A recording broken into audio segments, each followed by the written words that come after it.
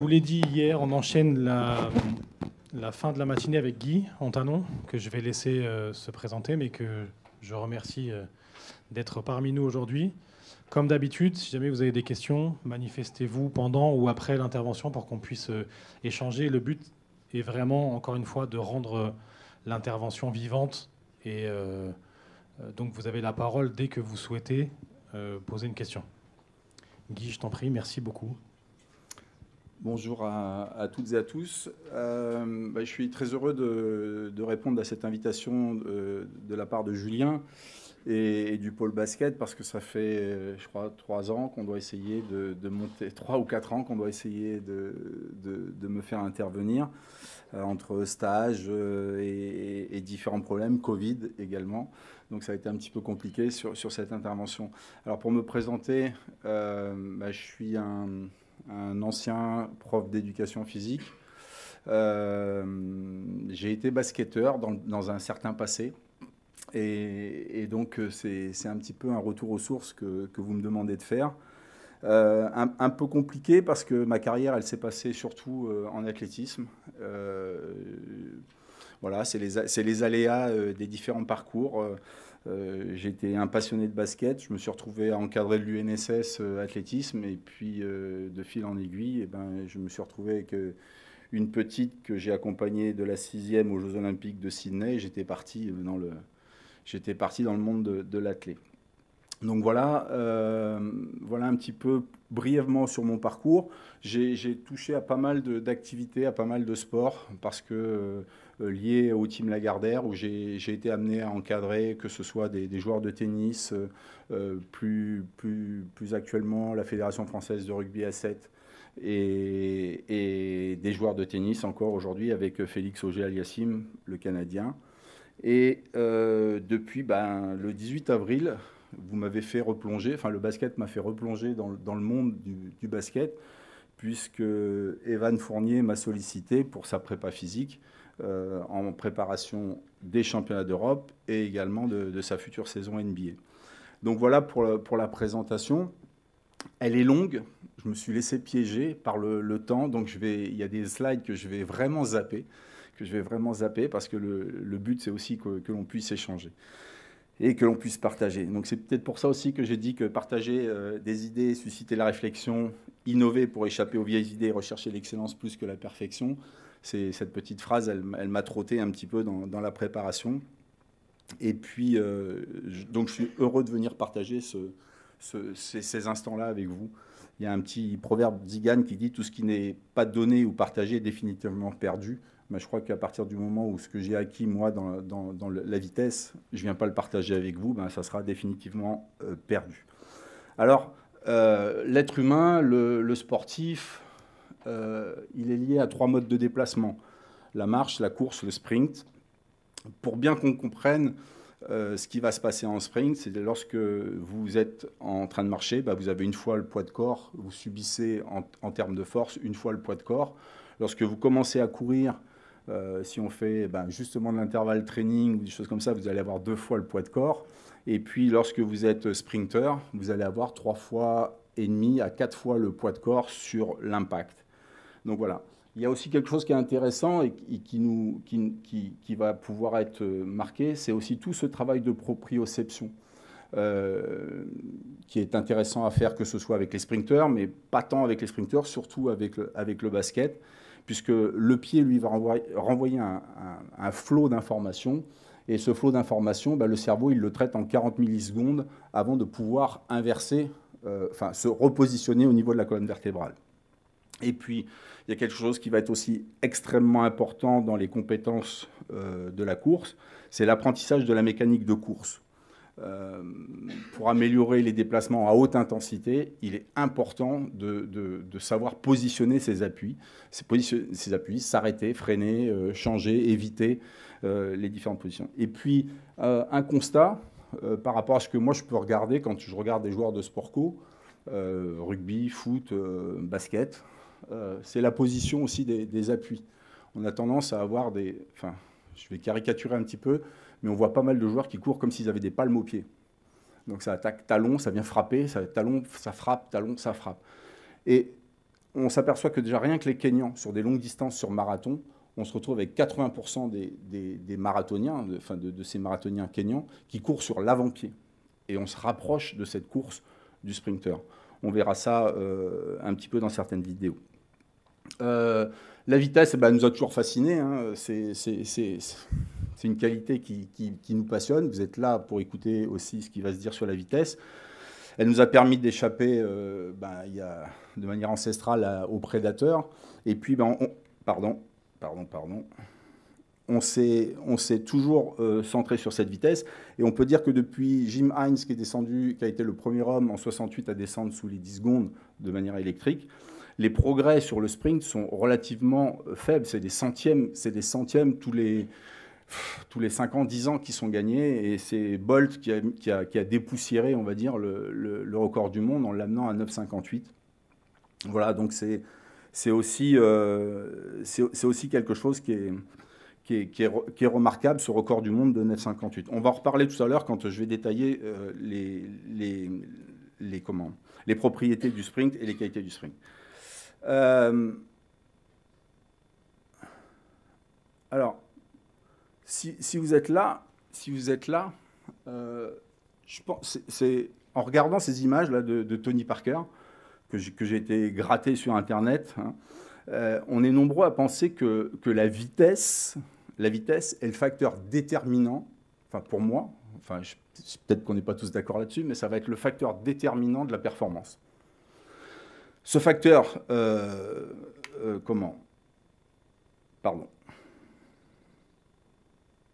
Voilà. On voit que cette vitesse, elle est liée à un ensemble de choses, que ce soit agilité, réactivité, vitesse de déplacement. Et donc, quand on voit ça, on se dit, il y a pas mal de choses à faire, sachant que Tony Parker a été l'un des meneurs chronométrés, mesurés, l'un des plus rapides en NBA, en termes de kilomètre-heure et en vitesse instantanée. Alors, que doit-on améliorer pour courir plus vite ? Quelle définition on peut se donner aussi à la vitesse ? Alors, en termes de terminologie, la vitesse, c'est se déplacer le plus rapidement d'un point A à un point B. L'agilité, on sera d'accord pour dire que c'est changer de direction avec rapidité et précision. Et la rapidité, ce sont des mouvements explosifs et réactions rapides. Alors, la vitesse, l'agilité et la rapidité peuvent s'entraîner. Je crois qu'aujourd'hui, il y a beaucoup d'entraîneurs que je peux croiser dans différents sports qui craignent de travailler cette vitesse par peur de la blessure. Et une chose qui est intéressante, c'est ce que dit aussi Jean-Benoît Morin. Je crois que la vitesse, elle s'entraîne en faisant de la vitesse tout le temps. C'est-à-dire que du sprint, il faut en faire quasiment tout le temps. Alors, avec un dosage, charge d'entraînement, on pourra y revenir. Mais la vitesse, ça s'entraîne et on doit se préparer à ces charges d'entraînement, à cette haute intensité. Alors, la performance de haut niveau, en vitesse, elle est complexe, multifactorielle. Je dirais que cette qualité de vitesse n'existe pas en tant que telle. Elle est le facteur réuni d'un ensemble de choses. C'est-à-dire que vous ne pouvez pas être vite si vous n'êtes pas coordonné, si vous n'êtes pas souple, si vous n'êtes pas... si d'un point de vue de l'explosivité au niveau de la raideur musculaire, vous n'êtes pas suffisamment raide. Et donc, toutes ces qualités vont se réunir pour donner cette qualité de vitesse. S'il y a des choses, vous m'arrêtez. Hein. Donc la performance en vitesse, elle va pouvoir s'améliorer en travaillant sur les qualités énergétiques, les qualités musculaires par production de force importante. On verra pour modifier la structure du muscle. Également sur les qualités de la raideur musculo-tendineuse. Et puis sur les qualités mécaniques, techniques. Pour avoir de l'économie d'énergie, il faut tenir. Il y a un match, il faut le tenir. Et puis on peut être décisif dans la dernière action. J'ai encore l'image d'un Batum qui va aller faire le contre en finale olympique. Ça reste, en demi-finale olympique, ça reste quelque chose qui est marquant parce que l'ultime seconde, il est capable de réaliser ce type d'action. Et donc aussi sur les qualités psychologiques, parce que quand je parle des qualités psychologiques en vitesse, on ne peut pas faire de la vitesse s'il n'y a pas un engagement total. Quand on fait de la vitesse, on doit s'engager totalement dans ce que l'on fait. C'est du 100%, c'est du 110%. Et c'est ce qui va être déterminant. Donc, la vitesse, on l'a dit, elle est biomécanique, biochimique, anatomique, psychologique. Et pour progresser, on va devoir déterminer la bonne charge d'entraînement, définir les qualités à développer, choisir les exercices adéquats pour renforcer, modifier la foulée du joueur, du coureur. Enfin, voilà. Quelle définition maintenant on peut se donner? Selon Frey, la rapidité est liée au processus neuromusculaire, aux capacités musculaires de développer de la force ou de réaliser des actions motrices en un temps minimal. On distingue deux types de cycle, la vitesse cyclique, la vitesse acyclique. Ça, vous savez, on peut passer assez vite là-dessus. Je voudrais revenir sur cette définition, également aussi au niveau de Zadorski, qui lui introduit l'action considérée ne produit aucune fatigue. Alors, j'en reviens, on en discutait tout à l'heure, j'en reviens à mes années basket. Et il y avait quelque chose, quand on travaillait aussi la vitesse, des fois, on faisait des suicides. Ce fameux suicide. Moi, aujourd'hui, si je fais un suicide au sprinter, je ne suis pas sûr que je développe de manière pertinente et performante leur vitesse. On va pouvoir travailler sur la résistance à la vitesse, on va travailler là-dessus, mais on ne va pas travailler sur la vitesse. Et s'il y a quelque chose d'important, c'est aussi de pouvoir développer la qualité de vitesse. On a eu l'intervention précédente où on voit qu'on ne va jamais atteindre cette vitesse maximale au cours d'un match, ce n'est pas possible. Mais si on développe cette qualité de vitesse, on va pouvoir augmenter justement ces qualités de démarrage, la puissance qui va être engendrée. Et ça restera toujours 90% de la vitesse. Si on passe de 8 mètres secondes à 9 mètres secondes, ça sera toujours plus intéressant de courir à 9 mètres secondes qu'à 8 mètres secondes. Donc voilà. Donc la vitesse se définirait par l'amélioration des 4 aspects suivants, du temps de réaction, de la vitesse gestuelle, de la fréquence du mouvement, et puis du métabolisme énergétique qui est ATP, CP.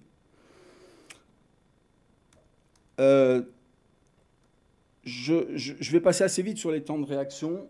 On va dire qu'il existe deux temps de réaction. Le temps de réaction simple, vous réagissez à un signal, c'est le cas du sprinter. Et puis le temps de réaction complexe, c'est ce que vous allez devoir, vous, coach de basket, préparateur physique, être amené à travailler avec vos sportifs, puisque dans le temps de réaction complexe, on va avoir un flot d'informations à traiter. Alors, le temps de réaction simple, je reviens, c'est aucune incertitude.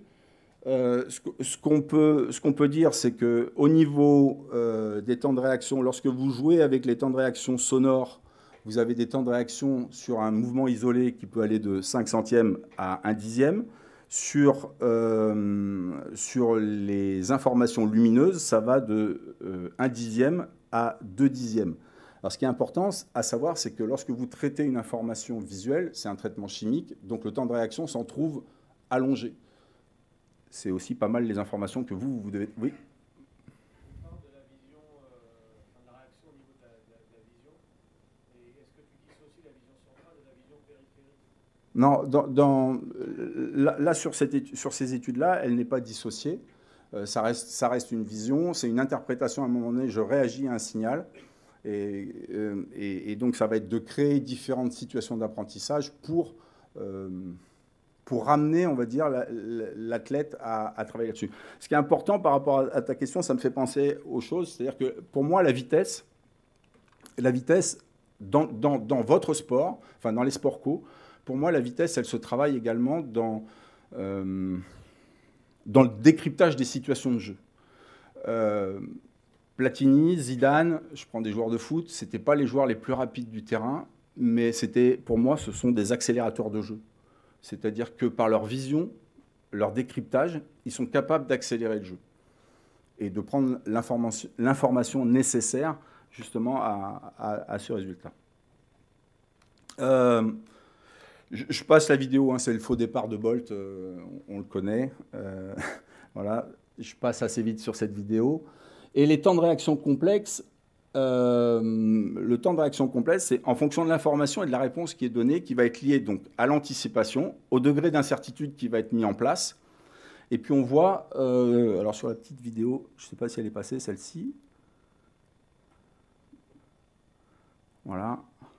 Donc il va y avoir une information qui va arriver, le joueur ne sait pas quand est-ce que ça va arriver. et puis on va lui envoyer à un moment donné un ballon qui va devoir, intercepter et puis enchaîner sur dribble-tir.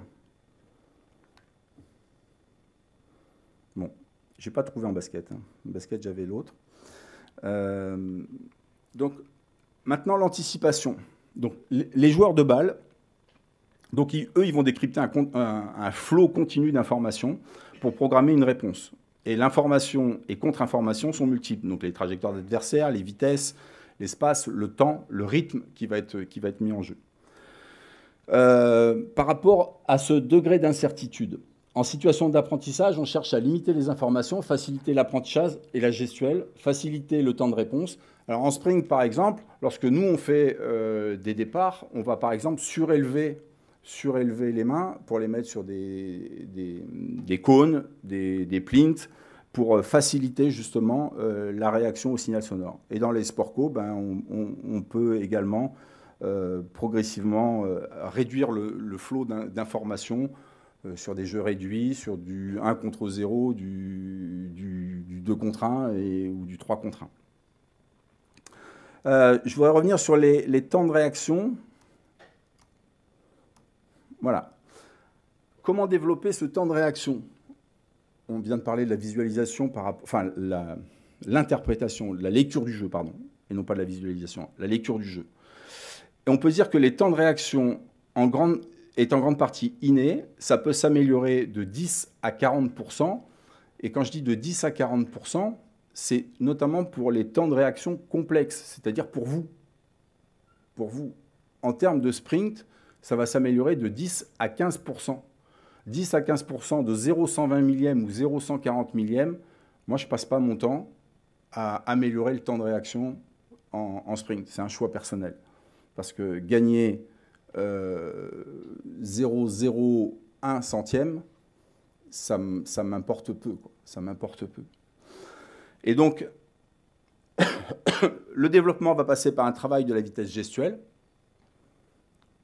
travailler sur un nombre de mouvements le plus rapidement possible en 2 secondes, 3 secondes, 4 secondes, 5 secondes. Okay. Un travail sur les synergies bras-jambes. Aujourd'hui, quand on donne une consigne à un athlète, et y compris chez les sprinteurs, moi je touche des sprinteurs qui rentrent ici au niveau du pôle, et quand on leur demande, quand tu sors et que tu veux augmenter ta cadence de course, à quoi tu penses? Ils ne pensent à rien. Franchement, ils ne pensent à rien. Alors on va se dire, le sprinter, il est bête, il court une ligne droite, et voilà. Mais si je pose la même question à un joueur de sport co, vous pensez à quoi quand vous voulez augmenter le nombre de coups à la seconde?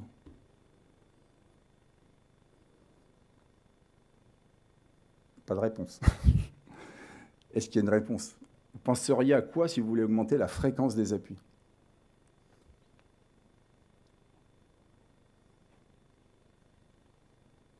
Pas de réponse. Je vous la donne. Je vous la donne. C'est justement à ce travail des synergies bras-jambes, c'est-à-dire que l'ordre que je vais donner, et c'est en termes de distance, c'est-à-dire que si je donne l'ordre à mes bras d'aller vite, mes jambes vont aller vite. Si je donne l'ordre à mes jambes d'aller vite, ce n'est pas mes bras qui vont aller vite. Donc tout l'intérêt est sur un démarrage, si je veux faire la différence dans un petit espace, dans un grand espace, sans ballon, je parle du sans ballon là, ça va être de se dire à un moment donné, cette accélération, je vais la donner et je vais demander d'être vite avec mes bras sur 2-3 mètres. Départ de contre-attaque, par exemple. La méthode répétitive également. C'est l'athlète va répéter des réactions proches de la compétition. Donc, c'est des situations de jeu. Et puis, la centration également sur les effecteurs. Ça veut dire quoi? Ça veut dire centration sur les effecteurs, c'est si je fais une sortie de bloc, je me centre sur moi et pas sur le signal extérieur. Donc si je dois démarrer, je ne vais pas me centrer sur l'interprétation visuelle que j'ai eue, enfin l'anticipation, mais si je veux ensuite démarrer, je me recentre sur moi pour agir sur le démarrage. Je passe là-dessus, vitesse gestuelle. On pourra y revenir si vous voulez, mais on va en parler dans sur ce qu'est je ne vais pas détailler ce qu'est la vitesse gestuelle, mais plutôt le moyen d'entraîner cette vitesse gestuelle. Donc, deux méthodes. Une méthode analytique.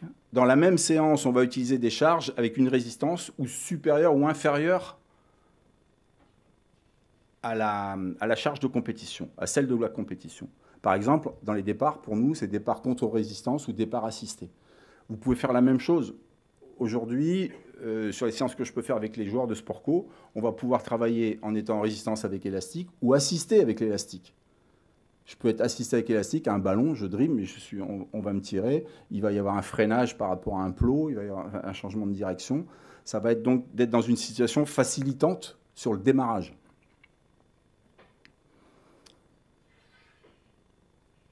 Et puis, une méthode d'action variable où dans la même séance, on alterne des charges inférieures et supérieures ou égales. C'est l'exemple suivant. Non, évidemment, ça ne marche pas. Je vous la donne. La vidéo ne fonctionne pas comme je le veux. Dans la même séance, vous allez avoir, pour nous en tant que sprinter, un départ à vide, deux départs avec charge résistance et un départ. Alors, pardon, je reviens. Voilà. Donc, je reviens, c'est un léger, deux normaux et un lourd. Donc, ça veut dire un avec résistance, deux départs normaux et un départ assisté, où on va me tirer. Dans la séance basket avec élastique, je peux faire la même chose. C'est-à-dire qu'on va avoir deux actions à vide, une action où je suis en résistance et une action où je suis en assisté.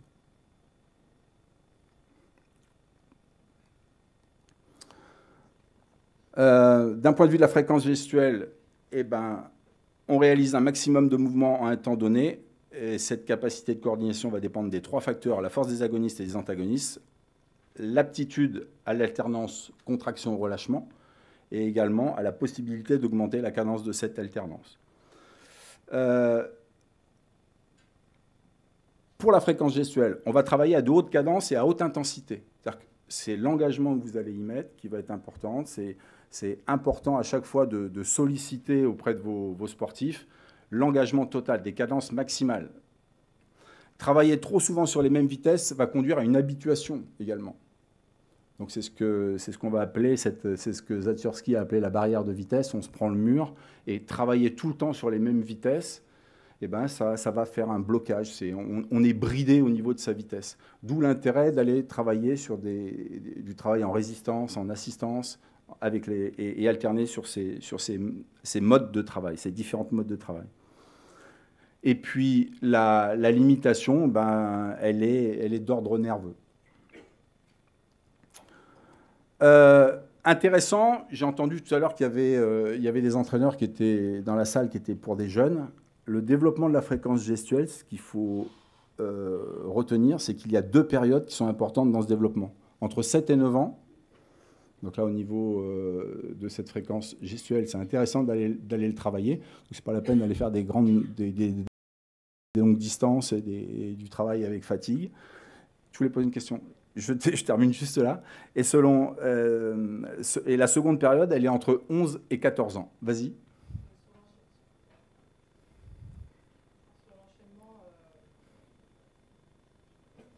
Sur l'enchaînement des sprints avec sprint léger, sprint normal, après sprint lourd. Pourquoi cette chronologie-là? Ou est-ce que vous faites tout le temps comme ça? Est-ce que d'abord vous faites des fois du lourd, après du léger? C'est un choix. Bonne question. Ouais, très très bonne question. Ça va dépendre des périodes que je vais avoir et en fonction de ce que je recherche comme objectif. Si mon objectif c'est de travailler la force, enfin le départ, je vais plutôt insister sur les départs avec résistance et je vais même pouvoir switcher. Je dis ça c'est le bon résultat. Ça c'est en période d'affûtage. Et si je suis en période de développement de force, j'ai envie de dire, bah là, en ce moment, je touche à un basketteur. Ce basketteur, on travaille sur la force et on va travailler sur j'étais en train de le dire à Manu tout à l'heure, on va travailler avec des chariots lourds, on va travailler avec avec des 30 kg sur chariot, 25 kg en fonction des différentes distances, 30 kg sur 10 mètres, 25 kg sur 20 et 20 kg. Voilà, et ça va dépendre du cycle dans lequel je me situe, ou du cycle de préparation dans lequel je me situe. Alors pour vous, ça peut être en fonction des pré-saisons, et est-ce que dans la saison, il vaut mieux aller plutôt vers le résistance, tu vas travailler ensuite sur les normaux, et ensuite tu vas sur l'assisté, sur l'allégé, pour être sur cet effet booster, un impact sur le neuromusculaire. Ce sont des séances qui sont, aussi il faut faire attention, ce sont des séances qui sont usantes. Sur le plan de la fatigue nerveuse. Okay, en plus, quand on n'a pas l'habitude, là je me rends compte avec Evan en ce moment, l'impact, il se rend compte que la charge d'entraînement qui est proposée en termes de distance, elle n'est pas importante, mais la fin de séance, sur une échelle de 1 à 10, il va taper à 7 ou 8, quoi. Donc là, l'impact, il est assez fort. Voilà. Bon, pour le développement maximum de la fréquence des appuis, on se situe entre 9 et 11 ans. On a chez les garçons des fréquences aux alentours de, allez, on va dire 4,5 foulées secondes, et chez les filles, 4 foulées secondes.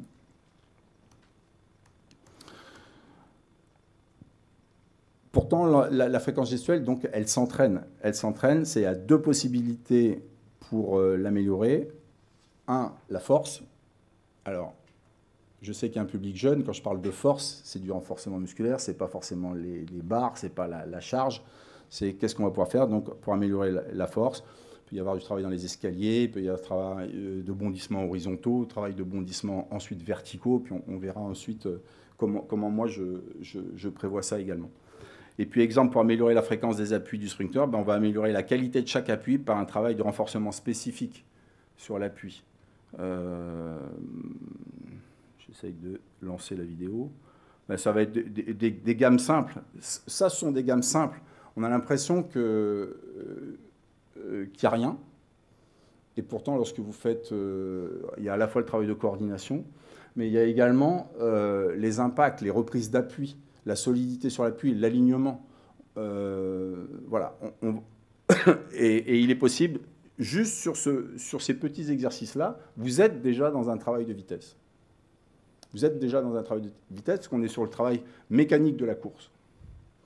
Je n'ai pas dit qu'il fallait courir comme ça, chez les basketteurs, parce que ce n'est pas possible, mais on y reviendra dans les types de déplacements. Alors, de quelle vitesse on parle ? La plus représentative, c'est celle que vous connaissez, hein, c'est le sprinter, c'est celle qui marque.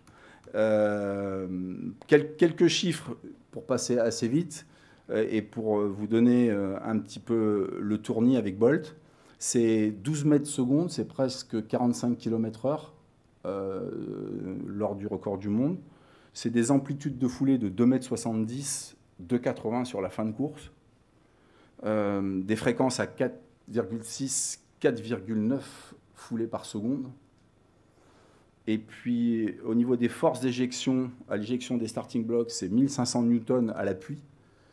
Et puis, c'est 3,5 à 4 fois le poids de corps, comme je vous l'ai donné tout à l'heure, sur des impacts lancés. Ça veut dire que 3,5 à 4 fois le poids de corps sur un appui, ça veut dire qu'un sprinter comme ça, c'est 400-450 kg sur une jambe. D'accord ? Donc, ce sont des... Alors, je n'ai pas mis de vidéo, mais ce sont des vidéos que Jimmy Vico faisait, et par exemple sur du travail excentrique à plus de 600 kg. Et la performance en vitesse, elle va être liée à l'application et à la qualité des forces propulsives au sol, et puis à la capacité de réaliser des actions motrices en un temps minimal et en toute économie. Donc, ce qui est important, c'est que le sprinter, lui, va avoir des impacts en 8 centièmes, 9 centièmes de seconde, il se propulse. Bolt, c'est 8 à 9 centièmes de seconde pour se propulser sur 2,70 m. Je passe sur l'analyse du sprint proprement dit. Juste, je voudrais revenir là-dessus parce que ce qui va nous intéresser dans les sports co, c'est cette phase de démarrage, c'est la phase d'accélération. Chez les sprinteurs, on va se dire que je vais revenir, voilà. Quand vous regardez, dans les 30 premiers mètres, un sprinter atteint 90% de sa vitesse maximale. Alors 90% de sa vitesse maximale, ça veut dire que Bolt, qui atteint 45 km/h, est déjà à plus de 30 km/h à 30 mètres. Enfin, il est à 40 et quelques. À 30 mètres, c'est du 11 mètres seconde, déjà. 11 mètres seconde. OK ?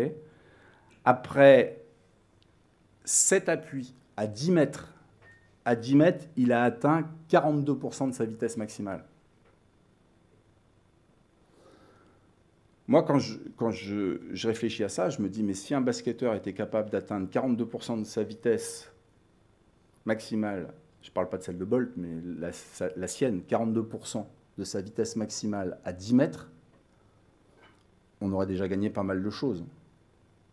Ça serait hyper intéressant d'avoir un basketteur qui atteigne, si je suis capable de courir à 9 mètres secondes, et ben, très vite, je me retrouve à 7 mètres secondes, 6-7 mètres secondes.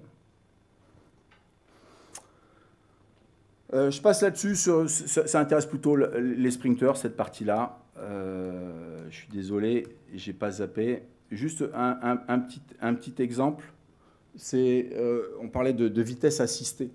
De vitesse assistée quand on travaille avec l'appareil, le Comet ou le 1080, ce qui était le cas là, sur cette diapo. C'est un test fait avec Jimmy Vico. On a travaillé sur le travail assisté.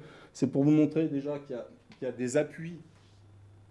C'est ce que je vous disais, c'est 8 à 9 centièmes de seconde à chaque impact. D'accord ? Mais c'est surtout les 47,2 km/h qui sont atteints, c'est-à-dire qu'il était au-delà du record du monde. Ça, c'est les années où il a fait ses 9,86. Donc 47 km/h en étant assisté, pour aller chercher des vitesses aux alentours de 44 km/h.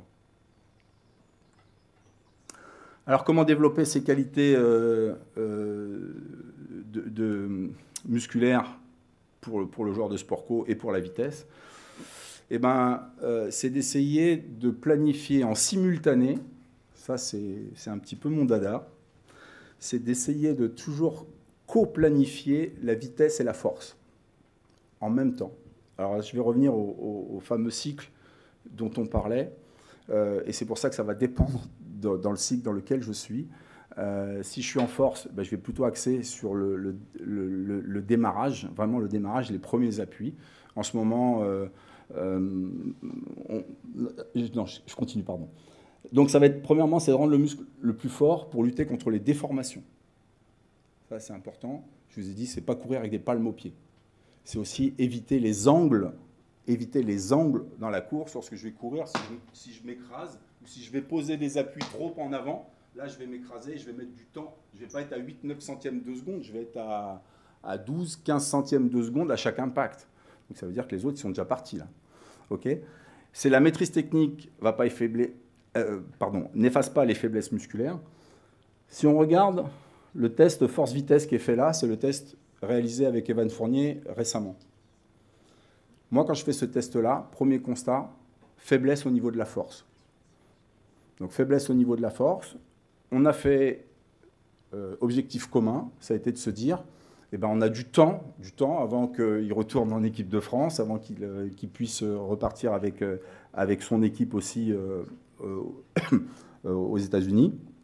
C'est de se dire, on va chercher à déplacer cette courbe force-vitesse vers des valeurs de plus en plus grandes, mais on va cibler dans un premier temps, là, juste à la fin de sa saison. Il y a eu un petit peu de récupération, vacances, et puis là, on a recommencé sur un travail un peu de puissance force en muscu. Et puis ensuite, là, maintenant, on est sur un travail de développement de la force. Travail de développement de la force, où sur la presse, par exemple, eh ben, il commence à déjà atteindre des valeurs de 400 kg. Sur le travail de course, on est plutôt avec des harnais, travail de résistance dans les marches, avec harnais, travail de chariot lourd. Enfin voilà, donc c'est plutôt cet axe-là, justement pour développer cette qualité ce vecteur force. Oui. Comment ça se fait qu'un joueur de ce niveau-là arrive et ait un profil force-vitesse D'abord, je pense que si on faisait passer les profils force-vitesse à de nombreux sportifs, il y a forcément un déséquilibre, quel que soit le sprinter. C'est-à-dire l'équilibre sprinter. L'athlète parfait, en soi, il y aura toujours un secteur. Après, c'est les options. C'est quelle option je prends? Est-ce que je prends l'option de se dire, tu veux travailler... Alors, on peut tomber dans le panneau. Je veux travailler l'explosivité. Il arrive, lui, avec une commande. Je veux travailler l'explosivité, je veux travailler ma vitesse. Moi, je regarde ça, je me dis, bah, vitesse, ok, mais qu'est-ce qui risque de se produire si je pars directement dans la vitesse? Ben, je vais accentuer le déséquilibre. L'objectif, ce n'est pas d'accentuer le déséquilibre, c'est de réduire les risques, déjà, les risques de blessure. S'il s'affaiblit sur la force, ça veut dire qu'il a peut-être perdu des choses en fin de championnat, en NBA. Peut-être que les derniers matchs, les transports, voilà, ils n'ont peut-être pas pu, les maladies, les choses comme ça, et il peut s'être opéré ce déséquilibre. Quand il a été malade, s'il y a eu Covid à un moment donné, les qualités de force ont peut-être aussi baissé. Donc l'intérêt, c'est de le ramener à un meilleur niveau, à être le plus efficace possible, mais en regardant ce profil force-vitesse, moi, mon intérêt, c'est de se dire, je vais travailler sur la force tout en cherchant à monter, à le faire progresser encore en vitesse. Mais je veux que la force, là, pour l'instant, les premiers impacts que je fais sont en force. Alors après, déséquilibre, je suis sûr que si on faisait tous ici un test, il y a forcément du déséquilibre pour quasiment tout le monde. Donc, plus la vitesse de course augmente et plus la contribution de la musculature proximale augmente. Donc, ça veut dire que là, également, il va falloir aussi travailler sur les fessiers, il va falloir travailler sur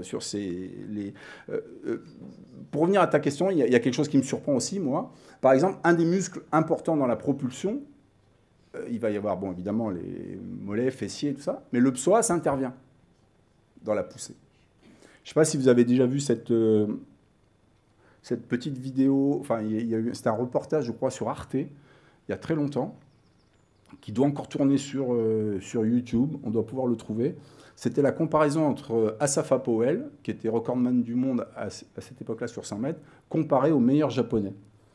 Et ils avaient fait passer les chercheurs, les avaient mis tous les deux passés à l'IRM, et ils avaient contrôlé les différentes musculatures. Et Asafa Powell avait des psoas qui étaient le double de celui du japonais. Et les chercheurs qui s'exclament avaient dit ça y est, on comprend pourquoi la phase d'accélération. Voilà. Donc c'est aussi des muscles qui sont importants à travailler dans cette phase d'accélération. Et là, moi, par exemple, je suis surpris qu'un joueur de basket n'ait jamais travaillé ça, quoi. C'est mon avis perso, hein. C'est-à-dire que si on veut travailler sur ces axes-là, le développement des psoas vont être, j'ai pas dit prioritaire, mais c'est important de ne pas les oublier. De ne pas les oublier. Là, aujourd'hui, moi, je touche un joueur comme ça, là, pour la première fois de ce calibre-là, en basket. Les ischios sont forts, il est fort en quadri, en mollet, c'est pas mal. Mais en psoas, il est moins bon que les sprinteuses. Alors, les sprinteuses sont très fortes, hein, mais il est nettement moins bon que des sprinteuses. C'est-à-dire que quand on travaille sur la poulie multiposte à 40-45 kg, il a du mal. Les sprinteuses, elles attaquent à 60-65 kg. Donc, ça fait un gros gap quand même entre... Et les garçons, je ne vous dis pas, ils montent à 90-100 kg. Donc, voilà. Donc, Donc l'idée, c'est aussi les muscles extenseurs insérés sur le bassin produisent de plus en plus de force quand la vitesse augmente. Donc, il faut savoir aussi que la force, à un moment donné, vous n'allez plus être capable de produire de la force à une certaine distance, vous n'allez faire que l'entretenir. Et puis, on va chercher à transformer les propriétés biologiques des tissus nerveux et musculaires. Donc, voilà, ça vient des travaux de Gilles Cometti, on en a parlé tout à l'heure. Donc, moi, ça me reste toujours quelque chose qui reste structurant dans le travail que l'on peut faire. C'est travailler, donc, lorsqu'on veut développer la musculature, la musculation, la force, eh ben, on va travailler sur différents secteurs, structuraux, nerveux et au niveau des étirements, sur l'élasticité musculaire. Voilà, ce sont des choses qui sont importantes encore à développer, donc sur ces 3 facteurs. Et puis, d'un point de vue du renforcement musculaire, l'objectif, comme je vous l'ai dit, ben, ça va être de déplacer cette relation force-vitesse vers des valeurs de plus en plus grandes. Quand on reprend le profil force-vitesse de Evan Fournier, c'est ça qu'on doit rechercher. C'est-à-dire augmenter cette valeur-là, tout en minimisant, non pas en minimisant, en rattrapant le déficit de force que l'on peut constater aujourd'hui. Et à partir de là, moi je fais le postulat de me dire, eh ben, quand il va être dans 9 semaines, on va refaire 8-9 semaines, on va refaire des tests de vitesse, et on va refaire ce profil force vitesse. J'espère qu'il y aura un progrès sur ces secteurs-là. Vas-y. Oui. Non, je n'ai pas dit plus la vitesse augmente. J'ai dit que dans la vitesse, au démarrage, le psoas et les fessiers étaient intervenants. J'ai dit... Oui.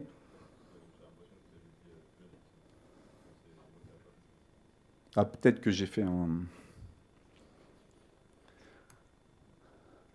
donc, l'objectif, eh ben, c'est de déplacer cette relation force-vitesse vers de plus grandes valeurs. On va pouvoir agir sur la force maximale, la puissance maximale, et puis la vitesse maximale. Il y a une erreur, c'est pas force, sur la force-vitesse, pardon. Et puis, pour améliorer également les différentes paramètres de l'impulsion motrice, c'est-à-dire à savoir la montée de force, le pic de force et la tenue du pic de force. Je vais juste reparler de ça. Par rapport au profil force-vitesse, donc quelles sont les différentes intensités sollicitées par rapport au travail qui est réalisé. Et ben là, en ce moment, et ben, quand on travaille le développement de la force maximale, et ben là, on est en train de travailler sur des intensités qui sont supérieures à 80%. Donc on est sur des valeurs de 85% travaillées avec Evan Fournier en muscu.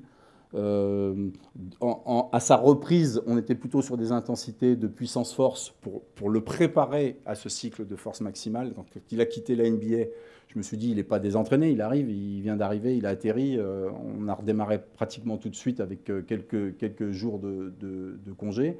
On a redémarré sur de la puissance-force, c'était pas la peine de repartir sur un cycle de réathlétisation et tout ça, il était prêt, donc on est parti sur puissance-force, des charges comprises entre 70 et 75% à 50%. Et puis, lorsqu'on va travailler la puissance-vitesse à l'approche de l'échéance, pour lui, cette saison, bah, c'est les championnats d'Europe, et ben, on va commencer à descendre en intensité pour travailler sur des charges à 60% et 40%. Et puis, pour le développement de la vitesse, de l'intensité, la force vitesse, ben ça sera de travailler sur des charges qui sont inférieures à 30% ou à poids de corps. Ça ne veut pas dire que ces intensités-là, on les fait que en période d'affûtage. C'est-à-dire qu'aujourd'hui, lorsqu'on travaille également sur des contrastes de charge, eh ben, je peux mettre aussi dans le travail de force, ben, je peux lui mettre aussi du travail de bondissement avec des valeurs inférieures à 30%, donc à poids de corps. Quelques principes à respecter. Eh ben, organiser des contenus au cours de la saison qui vont du général au spécifique. La programmation de la musculation, ben, dans une saison, elle se fait en 2 périodes distinctes, tout en intégrant les phases de course. Une première phase, et moi j'ai découpé, là on a quasiment 2 mois, un peu plus de 2 mois pour aller au championnat d'Europe. Et ben, pour l'instant, on est dans cette phase 1, c'est-à-dire accroissement de la force par la charge. Donc on est progressif. Quand je vois qu'il était la première semaine aux alentours de 250-300 kg, et aujourd'hui on est déjà rendu à 400 kg quand on fait un travail de squat à la presse. Donc il y a déjà cette augmentation.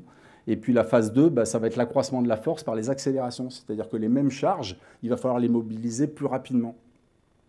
Par exemple, aujourd'hui, il a un feedback sur pas mal d'exercices en muscu, où je lui mets un accéléro, et puis ben... Vas-y. Je veux que ça reste constant à X mètres secondes. Voilà. Tu développes tes 400 kg, ben je veux que ce soit à plus de 0,5 mètres par seconde lorsque tu la bouges. Lorsque tu es sur le travail des psoas, eh ben, je veux que ce soit à plus de 1,50 m par seconde. Voilà, il y a des impacts comme ça, mais qui sont liés, pour l'instant, je ne le situe pas par rapport à des sprinteurs, je le situe par rapport à lui. Parce que la question aussi, c'est quand il est arrivé, ça a été de me dire, je dois faire quoi? Qu'est-ce que tu veux que j'atteigne comme valeur? Moi, si je reprends le profil force-vitesse, je me dis, je veux que tu progresses. Donc, si je veux que tu progresses, je pars de tes valeurs. Et aujourd'hui, première séance, tu fais tant. Eh ben, il faut que dans 9 semaines, tu sois capable d'avoir augmenté de 10, 15, 20% tes valeurs. Oui.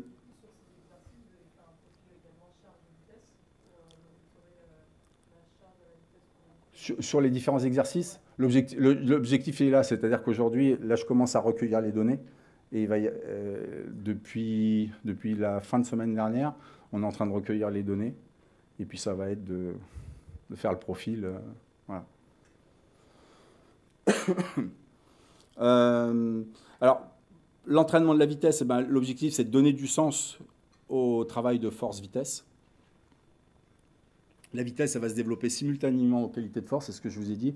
Et on va utiliser des formes différentes, des pourcentages de course constantes, des allures variées, des séances contrastées hybrides, pour à la fois surprendre l'organisme. Ça, c'est important de pas toujours... C'est pour lutter contre cette fameuse barrière de vitesse. Ouais, je termine juste là. Surprendre l'organisme, favoriser les adaptations neuromusculaires et monter progressivement en puissance, donc en variant justement ces intensités. Ce n'est pas la peine de toujours être sur des intensités maximales.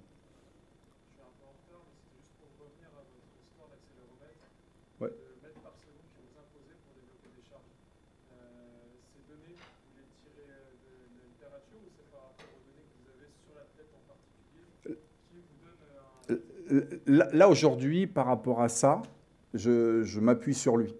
Enfin, je vais comparer sur... Quand on travaille avec les petits accéléros, là, je ne sais pas si vous connaissez les BITS, hein, et donc ils donnent certains profils par rapport à l'hypertrophie, par rapport à la force, par rapport à la vitesse. Donc j'essaye de rester dans l'ABAC qui est proposé. Je reste dans l'ABAC qui est proposé et je m'appuie sur lui. Voilà, c'est-à-dire que c'est pas la peine d'aller.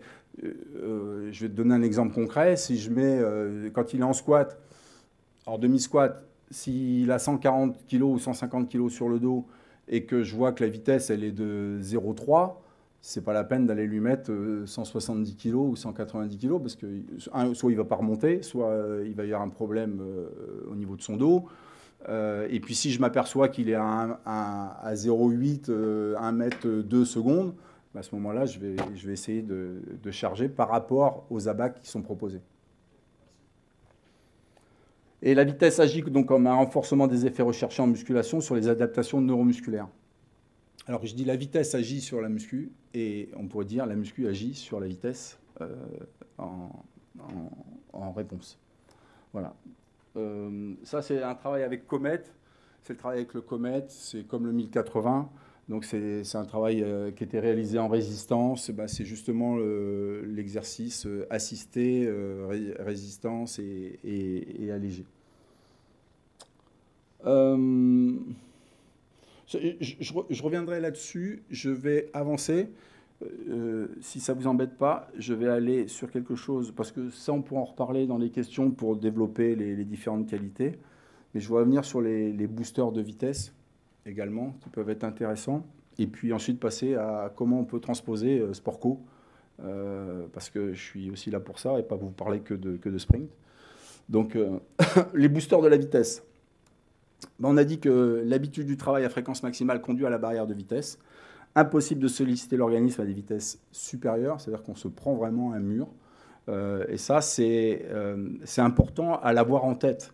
Parce que c'est... Quand je parlais des suicides tout à l'heure, je reste convaincu qu'on fait régresser nos joueurs. Alors, je ne dis pas qu'il ne faut pas en faire. Attention, je ne dis pas ça parce qu'il y a quelques années, en sprint, j'avais dit la même chose sur l'aérobie, sur l'aérobie volume, où on faisait courir les sprinteurs 50 minutes, 1 heure, on les emmenait faire des crosses, et j'avais dit surtout pas d'aérobie. Et j'avais oublié de préciser, oui, mais de l'aérobie avec de la PMA, de l'intervalle training, des choses comme ça, oui, pour le sprinter, mais pourquoi l'emmener, un gars qui fait 90 kg, un Bolt qui est proche des 100 kg, pourquoi l'emmener en pleine nature pendant 1 heure, courir? Alors là, après, je te rejoins quand tu parlais des watt bike et tout ça. Je dis sur des gabarits comme ça, et vous avez des grands gabarits aussi. Ben, parfois, je me dis, si on veut travailler un peu long, pourquoi pas les mettre sur les vélos et puis travailler sur ce type de travail, parce que les impacts, au bout d'un moment, voilà. Et surtout chez des jeunes comme ça, grands, problèmes de dos, enfin de genoux, voilà. Bon, bref, on pourrait en parler. Donc, ce qui conduit à travailler toujours sur les mêmes vitesses, eh ben, c'est impossible de solliciter l'organisme à des vitesses supérieures. Et puis, c'est des problèmes d'origine nerveuse. Il est important donc de travailler sur des formes de travail différentes, des procédés de travail différents également. C'est ce que j'évoquais tout à l'heure par rapport au fait d'alterner les modes de contraction, par exemple, ou les types de contraction. Et puis, sur les cadences utilisées également. Ne pas toujours avoir la même chose. C'est-à-dire qu'on peut travailler techniquement. Quand on voyait tout à l'heure l'exercice d'appui qui est fait, eh ben c'est des cadences utilisées qui sont différentes de celles du sprint à un moment donné, mais sur la mécanique de course, on va pouvoir agir parce qu'on peut se concentrer sur une mécanique de course lorsque les vitesses sont moindres. Les boosters, eh ben, on va avoir la musculation, on va être un des boosters. C'est l'un des premiers boosters, puisqu'il va agir, on l'a vu tout à l'heure, sur les facteurs nerveux structuraux du muscle pour le rendre plus fort et plus rapide.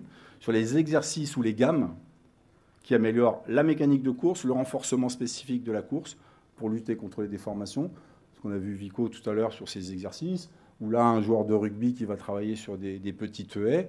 Donc ça, c'est aussi intéressant de voir ça. Et puis les divers procédés pour améliorer la fréquence et la puissance sur l'appui permettent également de lutter contre la barrière de vitesse.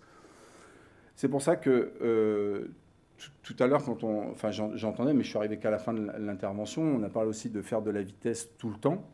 La vitesse tout le temps, ça veut dire quoi? Je vous ai dit tout à l'heure que la qualité de vitesse en tant que telle, c'était mes premières slides d'entrée, c'est pas quelque chose qui est...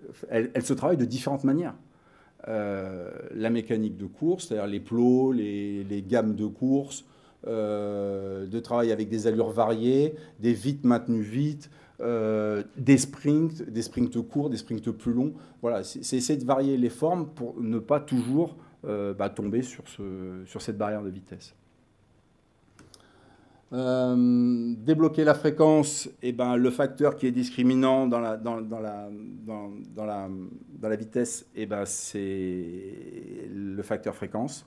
La répétition aux mêmes fréquences stabilise les schémas moteurs.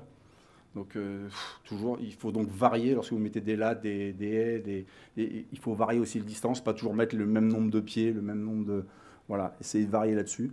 Et la fréquence doit se travailler très tôt dans la formation du sportif, on l'a vu tout à l'heure.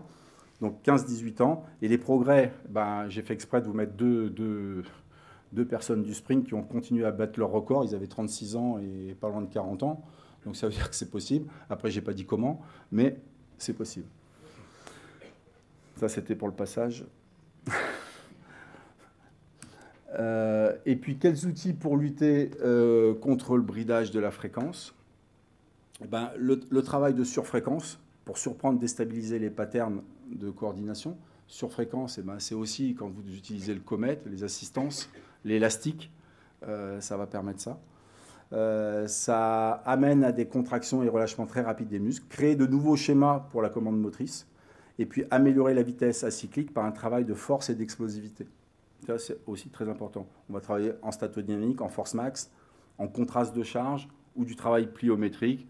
Voilà, aujourd'hui, on essaie de travailler sur des enchaînements où, par exemple, avec Evan, à la fin d'une séance de force, on essaye de transférer sur du travail d'appui de plus en plus vite, quoi. Essayer de réagir au sol entre... donc là, normalement, ça se fait en aller-retour. Il n'y avait que la fin. Et puis, c'est quelques outils aussi pour lutter contre le bridage. Le travail de fréquence gestuelle contre rambarde, par essayer de pousser le plus vite possible. La séquence de sprint en variant des phases rapides et relâchées. Des séquences de tapping ou montée de genoux, un peu de cette forme-là. Utiliser des situations de pédalage sur vélo sans résistance, faire tourner les jambes le plus vite possible. Ou alors des courses avec allègement alors plus difficile à réaliser. Alors, il y a l'Alterg, mais l'Alterg ne va pas sur des vitesses suffisantes. Et puis, les Italiens avaient fait un système, c'était un système de poulies, donc c'est un câble qui était tiré entre deux murs, on va dire. Et puis, c'était un système d'allègement, c'est-à-dire que le centre de gravité était surélevé. Et on ne subissait pas la gravité donc, pour pouvoir tourner en fréquence. Alors ça, évidemment, c'est difficile à mettre en place pour nous, hein, mais voilà le type d'exercice qu'il peut faire. Ou alors, aller chercher du travail de survitesse sur des petits pans inclinés de 1 à 3 degrés. Voilà, donc ça peut déjà faciliter les mises en action et les phases de démarrage. En natation, pareil, donc l'idée de l'élastique. Hein, donc j'ai fait exprès d'aller chercher dans un autre registre. Voilà, et ça va être de travailler en brasse, tiré par un élastique. Voilà, et l'idée, c'est de booster, voilà, des vitesses que vous n'êtes pas capable de faire, enfin, ou des fréquences que vous n'êtes pas capable de faire en temps normal. Je passe à ce travail-là également maintenant, enfin, sur les perspectives pour les sport co. Quelques perspectives pour les sport co. Alors, est-ce que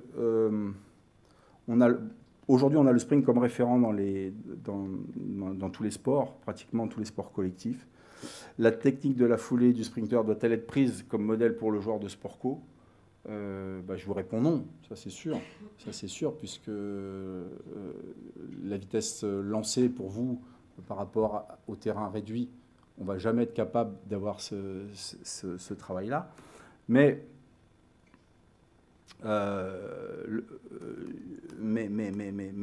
pardon, excusez-moi,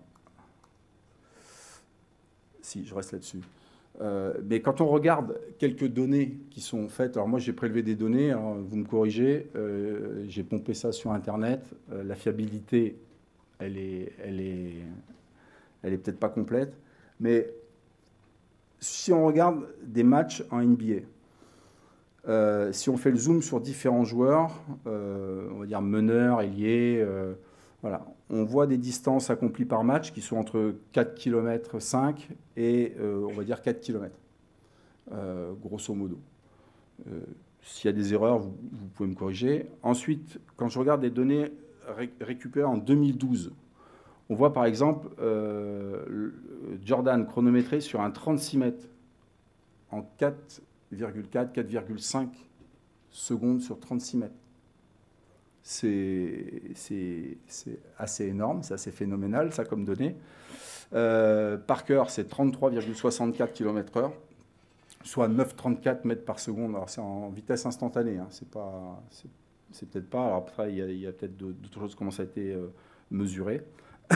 Ricky Rubio, 31,22. Et puis, les autres meneurs de jeu se situent aux alentours, on va dire, de 28 km/h, quoi.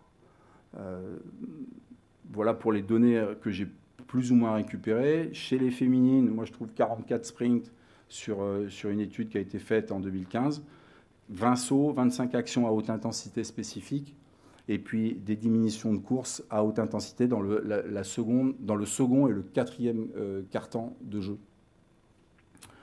Et puis, prépondérance grandissante des qualités anaérobies, efforts courts, intenses avec des récupérations qui sont assez longues. On voit des séquences aux durées moyennes de 2 à 3 secondes d'effort intense, 6 à 7 secondes d'effort moyen et 18 secondes de récupération globale ou récupération passive enfin, ou active selon les cas.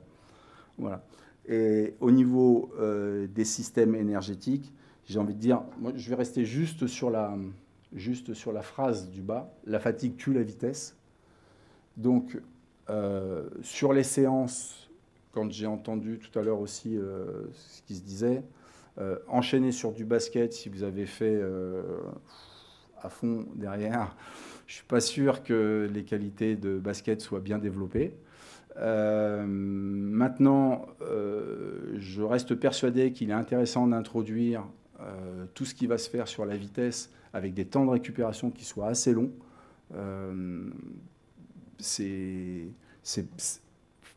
Pour moi, c'est l'essentiel, c'est le primordial. Si vous voulez travailler la vitesse, quel que soit le type de vitesse que vous voulez travailler, il faut accorder à vos joueurs des temps de récupération suffisamment longs. Et quand on regarde le ratio d'effort-récupération qui est de 1 pour 1 à 1 pour 5 en basket, enfin, ou 1 pour 6, si je me trompe, vous me corrigez par rapport à ça, hein, si c'est Manu, peut-être que tu as d'autres données aussi par rapport au... Mais c'est de 1,1 à 1,5, 1,6, on va dire. Et je pense que c'est important aujourd'hui qu'on se penche sur l'étude des différents postes. Peut-être que c'est déjà fait, peut-être que vous avez des données là-dessus, moi je n'ai pas pu trouver, mais qu'on s'interroge vraiment sur le développement de la vitesse par poste. Par poste, parce que le gars de 2,20 m, il va pas se déplacer comme le gars d'1,85 m ou 86. Et donc tout ça va être à prendre en compte. Je précise aussi qu'il faut stopper avec l'approche axée sur la filière aérobie. Si on veut avoir des joueurs performants, je pense que le match déjà en lui-même, il apporte aussi ce côté aérobisant. Ça ne veut pas dire qu'il ne faut pas le travailler non plus à côté. Hein.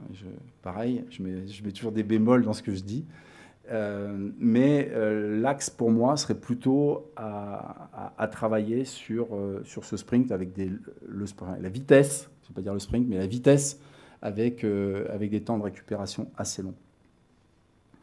D'un point de vue de la progression, moi je vous proposerais un travail qui va plutôt vers un travail linéaire, ensuite introduire des actions latérales, puis les déplacements arrière, puis ensuite le travail sur différents angles à utiliser dans les déplacements, le travail vertical, mais quand je dis travail vertical, c'est le travail de bondissement, c'est le travail de rebond, d'explosivité verticale, et le travail de virage vertical, et puis ensuite sur les changements de vitesse également, sur les changements de rythme. Différence entre sprint et sport co, moi je dirais qu'il y a peu de différences mécaniques et techniques pour courir vite, notamment dans les phases d'action de démarrage. J'ai fait exprès de vous mettre deux photos de sports différents. Donc il y a Evan Fournier à droite et Alcaraz, le nouveau prodige espagnol en tennis. Voilà. Quand on regarde ça, c'est après plusieurs semaines là maintenant qu'on arrive à faire ça avec Evan. On attaque le mois.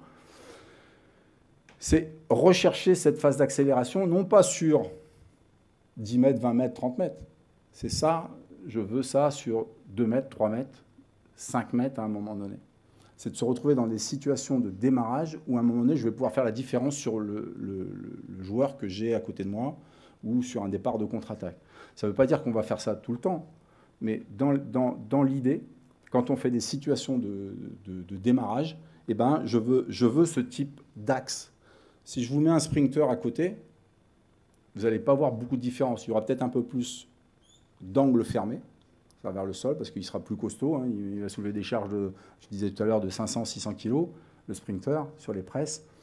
Alors que là, on est à 400, donc l'angle, il va jouer aussi en fonction de la force et reprise d'appui. Et puis, l'amélioration de la vitesse et de l'explos, je dirais que dans un premier temps, si on veut comparer le développement de la vitesse, vous savez très bien faire le numéro 1, c'est-à-dire le travail spécifique, basket. Moi, je vais pas vous dire des choses à faire. Je dirais ça, c'est tiré aussi du bouquin de Cometti. Donc, travail spécifique proposé dans l'amélioration de la vitesse et de l'explosivité. En 1, on mettrait le spécifique. En 2, on mettrait du travail de sprint. D'accord ? En 3, on introduirait les bondissements horizontaux, puis les bondissements verticaux, puis les charges lourdes. Voilà, ça serait l'ordre de progression sur l'amélioration de la vitesse. Attention, tout à l'heure tu l'as précisé par rapport à vos gabarits, c'est les bondissements, vous en faites déjà beaucoup par les matchs, donc il faut en tenir compte par rapport à la charge d'entraînement. Mais quand on veut développer la vitesse, et sur les pré-saisons, des périodes de repos ou autres où on peut garder des choses, il ne faut pas occulter ce travail.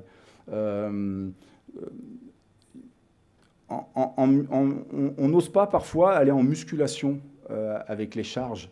Mais ce qui se passe avec les bondissements horizontaux et bondissements verticaux sont plus traumatisants que si vous alliez apprendre à mobiliser une charge lourde, par exemple. Sachant qu'avec les jeunes, on ne fait pas de lourd, on ne fait pas d'intensité supérieure, on va dire, à 75%. On reste sur des intensités inférieures à 75% chez des jeunes. Voilà pour au moins ce dépassement de vitesse. Je vais vous montrer aussi quelques petits exos qu'on travaille en ce moment. C'est de mettre de la raideur. Donc vous l'avez vu sur le travail de Bondis. Le travail sur les projections de bassin.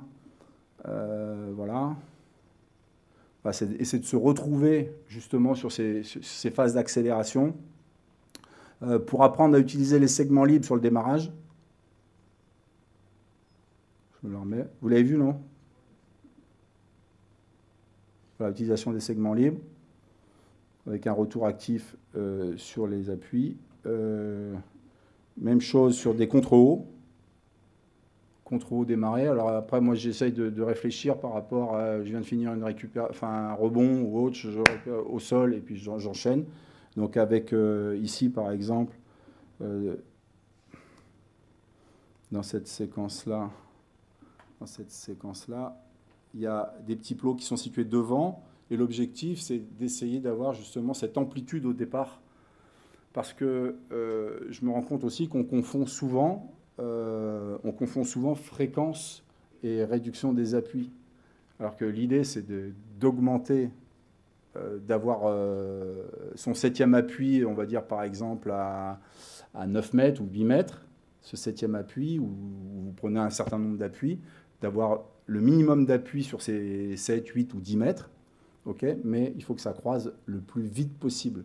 Et donc là, l'idée, quand il fait cette impulsion, cette réception au sol, je mets des petites assiettes devant pour l'obliger à aller chercher et pas avoir juste un appui qui va se poser pour démarrer. Mais c'est vraiment s'engager, c'est que le bassin doit avancer sur cet appui. Voilà. Et puis du travail aussi, temps de réaction simple. Là, c'est... Pardon. Travail de réaction simple, c'est de réagir à des signaux, à la claque. Et c'est d'essayer d'impulser sur des petits exercices de ce type-là. Ensuite, je pourrais vous parler de la construction de la foulée, mais je préférais qu'on échange par rapport à ça. Et puis, vous parler des éducatifs de course. Voilà, je peux laisser comme ça, au moins. Mais moi, je vais m'arrêter là-dessus par rapport à ce que j'avais à vous dire sur la vitesse, le sprint. Il faudrait mettre des situations très spécifiques en place. Mais voilà, ça c'est le travail d'exercice que l'on peut faire déjà avec Evan, par exemple. Ça, c'est dans un autre contexte que je les ai eus. Merci en tous les cas de votre écoute. J'espère que ça aura répondu un peu à vos attentes, même si je reste persuadé que le mieux aurait été qu'on se retrouve sur le terrain pour une vraie démonstration sur les appuis de course. Oui, je vais mettre la première question en pause. Guy, est-ce que tu peux, en quelques mots, nous expliquer un peu ce que tu fais aussi avec les rugbyman du rugby à 7, puisque je sais que Julien t'a sollicité il y a un moment déjà, nous expliquer quelle est sa demande et comment ça s'est mis en place. D'accord. La demande qui a été faite avec Julien, ça a été déjà d'éduquer les joueurs de rugby à la course, enfin aux appuis.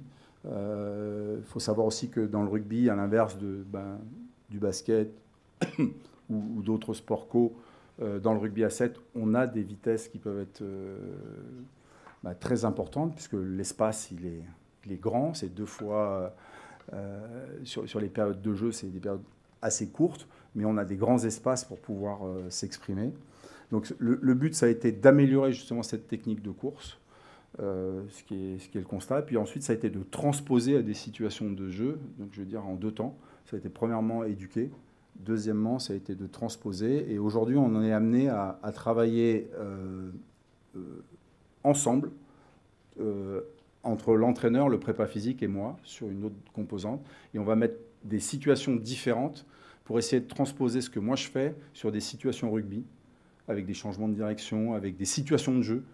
Et Jérôme Darel, l'entraîneur, me demande d'avoir l'œil dans les situations de jeu pour voir ce qu'on peut améliorer également dans les phases de déplacement, lorsqu'on fait un 3 contre 1, un 3 contre 2, ou, voilà.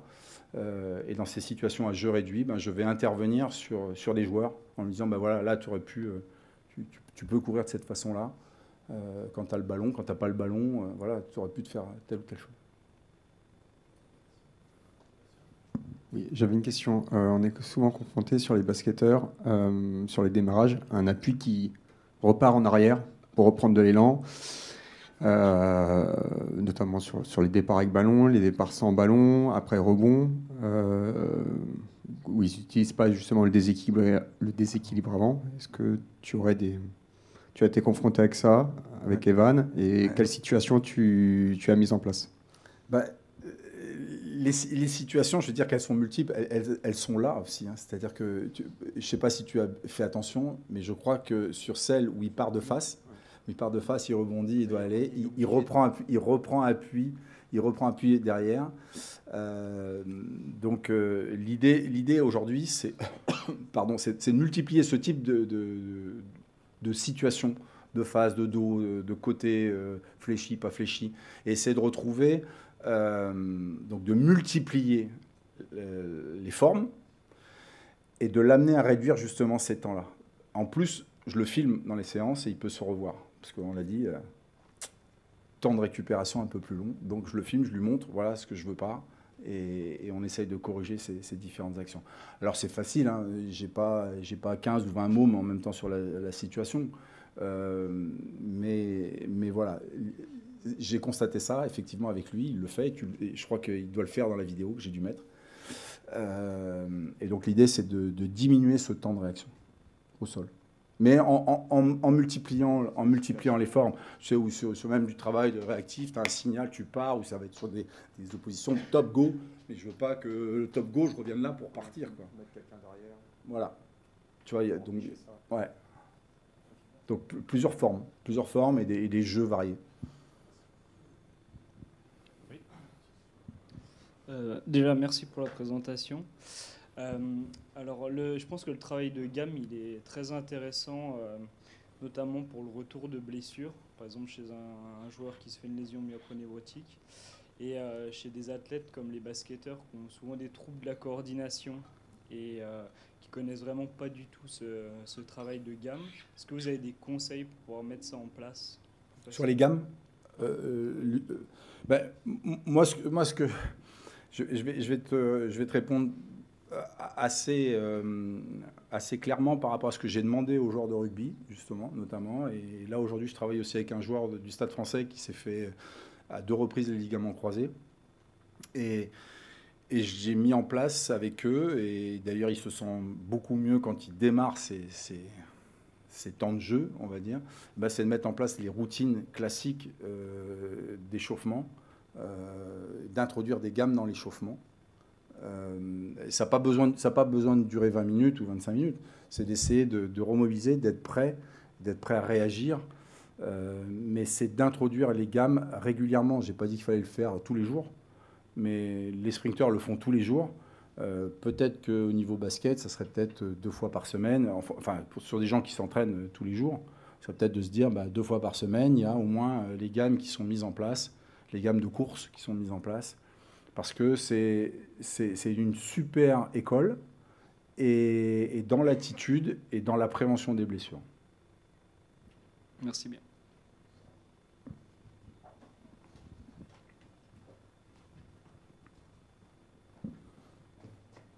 Bon, ce ne sont pas des sportifs, hein, vous voyez. Ce sont des kinés. Bonjour, merci beaucoup pour la présentation. J'ai 2 petites questions. Dans l'ensemble des exercices et des exemples que vous nous avez donnés, on est la grande majorité du temps sur des muscles de propulsion, quadri, ischio, grand fessier, gastroc. Quelle place vous donnez au développement des muscles stabilisateurs, à la fois de bassin, mais aussi tout ce qui est intrinsèque de pied, à la fois dans la capacité limiter la déperdition d'énergie, mais aussi dans la capacité à encaisser l'impact au niveau du pied sur le sprinter. Ouais, très bonne question, parce que c'est exactement ce qu'on fait également avec les joueurs de rugby. Donc tout ce travail de renforcement au niveau de la ponévrose plantaire, grattage au niveau des stabilisateurs de hanches. Donc il y a un travail qui est fait, que ce soit à la base pendant les séances de musculation, travail de renforcement à l'aide des TRX ou des choses comme ça. Mais il y a une part, alors je ne pourrais pas chiffrer le pourcentage, mais j'en fais, j'en parle.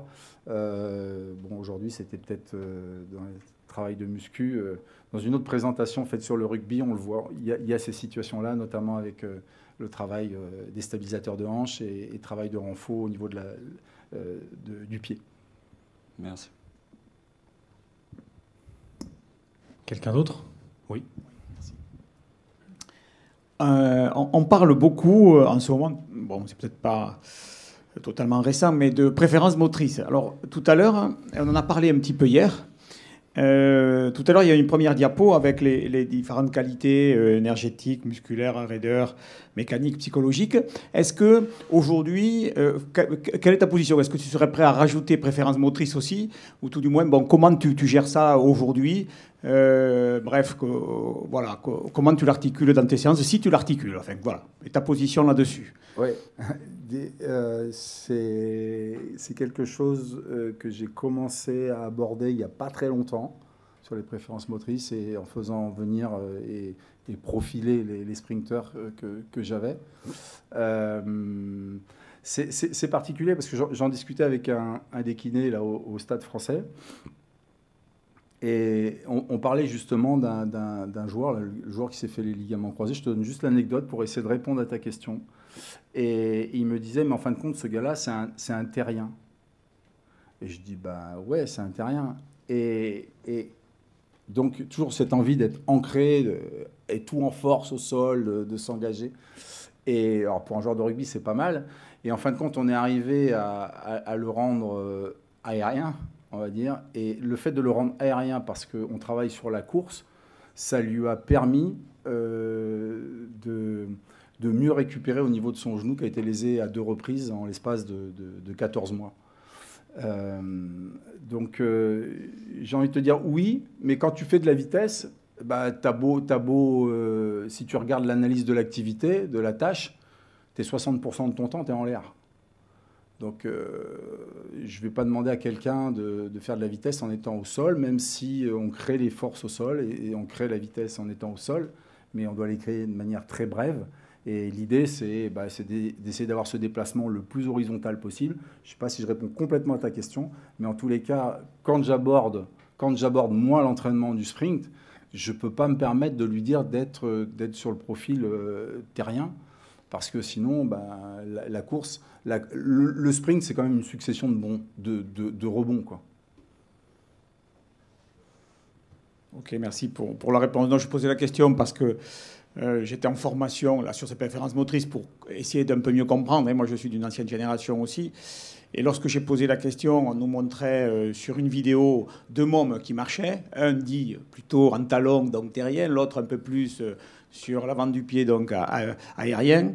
Bon, et une question a été, enfin ma question a été la suivante, bon, mais pour lui permettre de pouvoir courir vite, est-ce que je ne peux pas quand même demander au terrien de moins poser le talon, quoi. Bon, voilà, ouais. Au sol. Bon. Et là, on m'a répondu, il y a des études scientifiques qui l'ont montré. Volodalen, bon, pour ne pas les citer, bon, fait paraître que de toute manière, même si on pose talon, on ne perd pas de vitesse. Bon, voilà, non, mais ça dépend où tu poses le talon. J'étais surpris, bien évidemment. Ça dépend où tu poses le talon. Je suis d'accord, mais voilà. Tu peux être en freinage total et si tu poses ton talon en avant du bassin. Quand je dis certains joueurs qui courent avec des palmes, c'est ça. Hein. Ils se mettent devant et ça tape. En plus, les basketteurs, des pieds comme ça, donc c'est d'autant plus accentué, quoi. Voilà. Bonjour. Avis, intérêt du travail de vitesse, fréquence sur du tapis de course, et notamment du travail sur le tapis antigravitaire. J'en avais parlé tout à l'heure. C'est ce que j'ai dit tout à l'heure quand on parlait de la fréquence gestuelle. Ça peut être intéressant, sauf que les tapis ne vont pas aux vitesses, ils n'atteignent pas les vitesses que le sprinter va atteindre. Donc aujourd'hui, quand tu veux faire de travail de fréquence gestuelle, il faudrait avoir des tapis qui travaillent à plus de 47 km/h. Voilà. Je ne sais pas si les tapis aujourd'hui sont performants à ce niveau-là.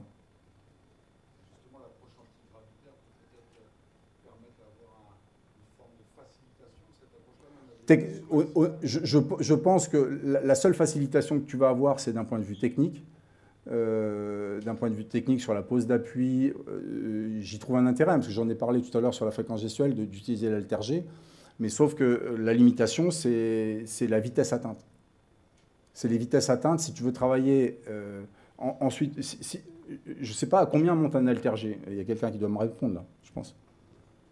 Non, personne? Mais je ne sais pas, je pense que ça doit monter à quoi? À 25, 27, 30? 30 km/h? En fait, on ne sait pas parce qu'on les utilise pour ceux qui ne savent pas courir. Donc, on voit jamais au bout de la machine. Évidemment, on ne voit jamais l'extrême de la machine. Mais je pense, pour répondre à ta question, l'intérêt, c'est le travail mécanique de course sur cet allègement, le travail de pose d'appui et autres. Mais si on veut travailler la fréquence dessus, malgré l'allègement, il faudrait pouvoir avoir des tapis qui travaillent sur des vitesses beaucoup plus importantes. 29. Bah, pour moi, ce n'est pas suffisant. Oui, pour un basketteur qui court à 23 km/h max, oui, sûr. Mais je doute que les basketteurs courent à 23 km/h max. Je pense qu'ils courent plus vite que ça. Ils courent, enfin, les petits, les jeunes, non, peut-être pas. Mais les seniors, je suis sûr qu'ils courent à plus de 30 km/h. En vitesse, je ne parle pas des lourds, hein, je parle pas des lourds. Mais sur des types meneurs, ailiers et autres... je reste persuadé qu'ils courent sur des vitesses assez importantes. Et je te répondrai oui, j'y trouve un intérêt, j'en parle sur l'haltère-G. Mais pour moi, il y a une limite à la vitesse. Oui, il y a 2 questions. Vas-y. Est-ce que pour vous, une neutralité du pied en termes d'orientation, c'est une clé pour c'est quelque chose à prendre en considération dans le travail de vitesse? Je te répondrai, je vais te répondre vite pour te dire que je ne vais pas trop m'axer là-dessus, parce qu'il y a des attitudes qui sont liées à l'anatomie, tu vas pas la modifier, et je vais te faire une réponse anecdotique. À un moment donné, Ato Boldon, un Trinidadien, sprinter, était le canard le plus rapide du monde. Donc il courait comme ça. Donc si je modifie, est-ce qu'il va aller plus vite? Je ne suis pas certain. Donc en tenir compte sur peut-être des démarrages, des choses comme ça. Je vois, tu vois, par exemple là, je constate, et tu as dû peut-être le constater avec Evan Fournier, quand il y a des déplacements latéraux, où tu le fais travailler sur des déplacements latéraux, le pied droit, il ouvre vraiment, hein, et quand il court, il ouvre aussi. Et le pied gauche, c'est un bloc, il ne bouge pas son pied gauche. Qu'est-ce que je cherche à travailler sur son pied droit? Alors oui, je pense qu'il y a peut-être un travail de renfort à faire avec les petits élastiques, les choses comme ça, pour essayer de le ramener. Mais il n'a jamais eu de pépin sur les chevilles, enfin une fois dans toute sa carrière. Qu'est-ce que tu fais? Tu transformes ça, tu transformes pas ça? Moi, aujourd'hui, l'objectif, c'est pas de transformer ça, c'est pas de toucher à son pied de cette manière-là, c'est peut-être d'y aller par touche en disant on peut renforcer, on peut jouer. Il joue comme ça, il a 30 balais, je ne vais pas m'amuser à le toucher, mais par contre sur le démarrage, je vais essayer de faire en sorte qu'il essaye de se mettre dans l'axe, quoi. Pas avec un pied comme ça où il peut... Voilà. Je ne sais pas si ça répond totalement à ta question, mais l'idée elle est là, c'est-à-dire qu'à un moment donné, il faut savoir quel type de population tu t'adaptes, et puis est-ce que c'est modifiable ou pas, tu vois.